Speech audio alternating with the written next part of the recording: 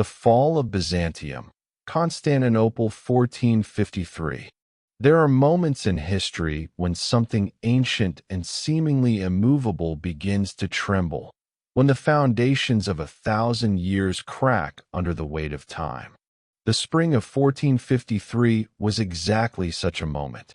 Constantinople stood where two worlds met, Europe and Asia, Christianity and Islam, past and future.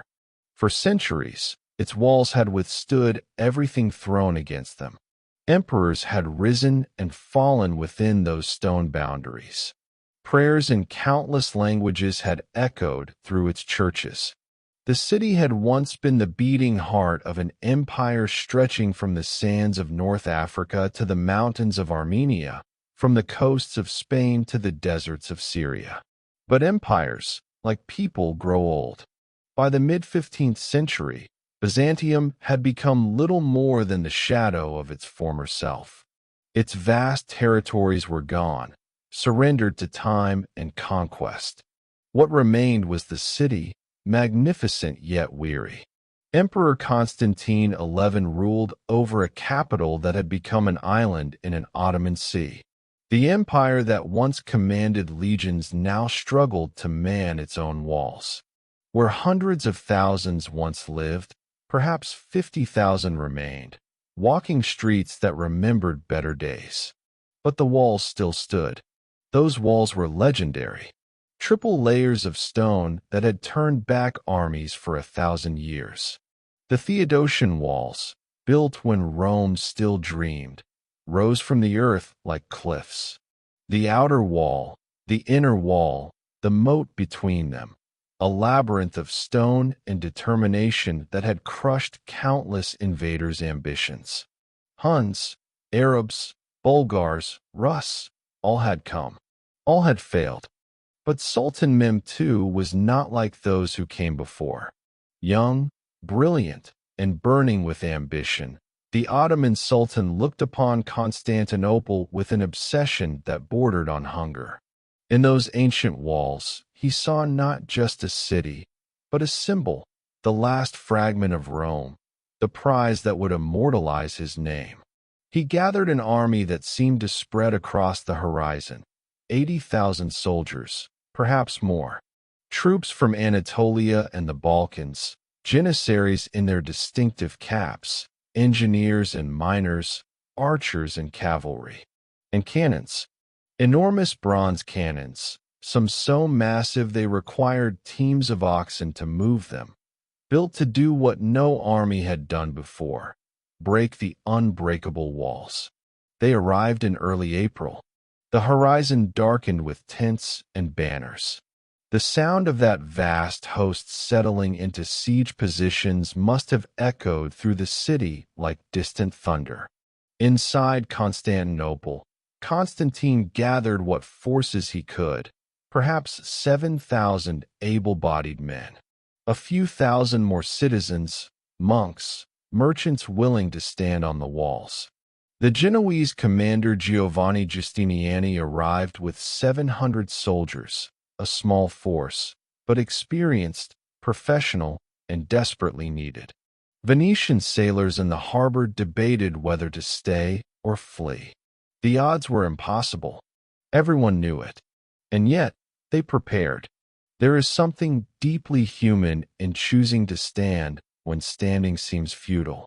Constantine could have fled. Many did. Ships left the harbor carrying those who sensed the direction of the wind. But the emperor stayed. The defenders stayed. Perhaps it was duty. Perhaps it was love for the only home they had ever known. Or perhaps it was simply the stubborn refusal to surrender without looking fate directly in the eye. On April 6th, the bombardment began. The sound must have resembled the world splitting open. Urban, Mehmed's master engineer, fired stone balls weighing half a ton. When they struck the ancient walls, the impact could be felt through the ground, through the bones of the city itself. Day after day, the cannons roared. Night after night, defenders repaired the damage by torchlight, dragging stones, shoring up cracks, building wooden barricades behind the breaches. A terrible rhythm emerged: destruction and repair, destruction and repair. Each day, the walls weaker, the defenders more exhausted. The city began to feel dreamlike. Smoke from cannon fire hung in the air. Priests carried sacred icons through the streets, praying for divine intervention that came slower than the Ottoman artillery. People prayed beneath the golden dome of the Hagia Sophia, standing for 900 years, their voices rising in hymns older than memory. Children still played in the squares, because children always do, even when the world is ending. Bread was baked. Market stalls opened, though there was less and less to sell. Life continued, because it must, until it cannot. The attacks came in waves. Ottoman soldiers threw themselves at the walls, met by arrows, stones, and boiling liquids poured from above. Naval assaults in the Golden Horn were stopped by the great chain that stretched across the harbor. Miners tunneling beneath the walls were detected and flooded by Byzantine counterminers. The siege became a brutal calculus of attrition. How many men could the Ottomans afford to lose? How long could the defenders last? Then, on April 22nd, something extraordinary happened. Mehmed had a fleet dragged overland, over the hill behind Pera, and launched into the Golden Horn behind the chain. It seemed impossible, yet there they were, Ottoman ships sailing where no enemy had sailed before. The defenders' sense of security cracked. The harbor they thought protected was now contested. More walls to defend, fewer men to defend them. May arrived with the scent of spring, wildly inappropriate against the backdrop of war. Still the bombardment continued. The walls that had stood for centuries now had gaps wide enough for wagons to pass through. Defenders piled rubble and timber into the breaches, forming makeshift barriers that could not withstand a determined assault for long. Everyone knew what was coming. On May 28th, Mehmed issued his ultimatum: surrender, and the city would be spared. Resist, and his soldiers would receive the traditional 3 days of plunder. Constantine refused. That night, the city held a final service in the Hagia Sophia. Orthodox and Catholic, Greek and Latin, the divisions that had split Christendom were forgotten in the face of extinction. The great church filled with people seeking comfort, forgiveness, strength. Icons glowed in candlelight. Incense rose like prayers into the dome. It must have felt like a farewell, not just to life, but to a world. Constantine spoke to his defenders.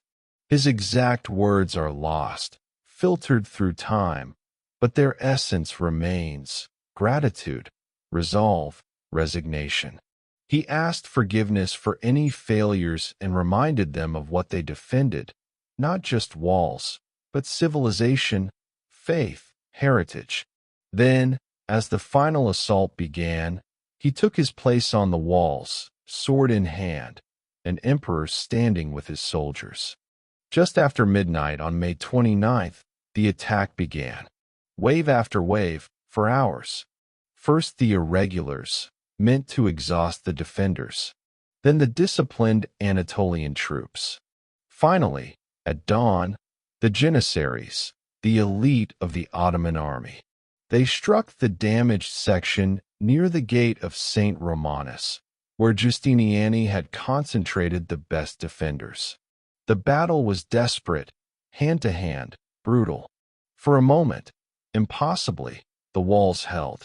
Then Giustiniani was wounded and carried away. Something broke.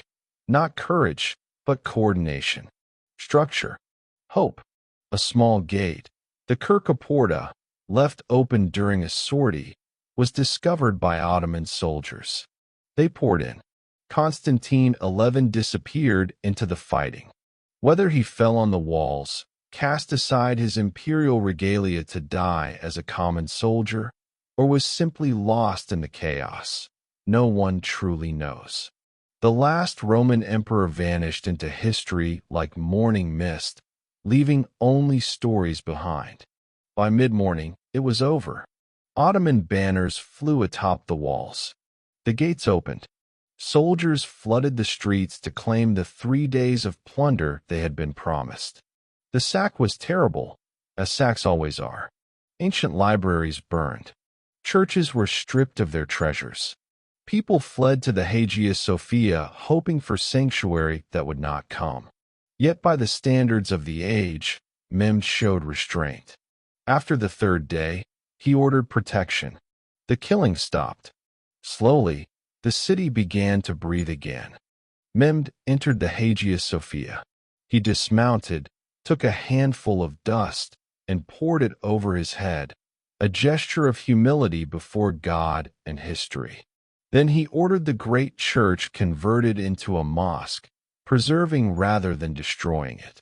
Constantinople became Istanbul, the heart of a new empire, a bridge between worlds as it had always been, but under different stars. And Byzantium? The empire that preserved classical learning through the Dark Ages, held the line against invasion after invasion, and gave the world Roman law, Greek philosophy, and architectural wonders that still inspire awe, was gone, extinguished. A light that had burned for over 1,000 years disappeared in an instant. Scholars fled west with manuscripts and memories, feeding the Italian Renaissance with ancient knowledge. The peculiar, persistent idea of Rome, which had survived the fall of the Western Empire by 1,000 years, finally ended. One age closed. Another began. What remains is the weight of those final days, the choice to stand, the mixture of fear and courage on the walls, the quiet tragedy of watching something irreplaceable slip away, knowing nothing can stop it. History turns on such moments, not with trumpets and glory, but with exhaustion, sorrow, and the stubborn dignity of those who refuse to surrender without a fight. Constantinople fell, but something in the way it fell, the desperate bravery, the tragic nobility, the sense of finality, echoes still, reminding us that empires are mortal, that nothing, no matter how permanent it seems, escapes time, and that in the face of the inevitable, the only choice left is how we meet it. With fear or with courage, with despair or with dignity. The walls finally fell, but in those last hours, those who stood upon them chose how their story would end. And that choice, perhaps, is the only immortality any of us truly have.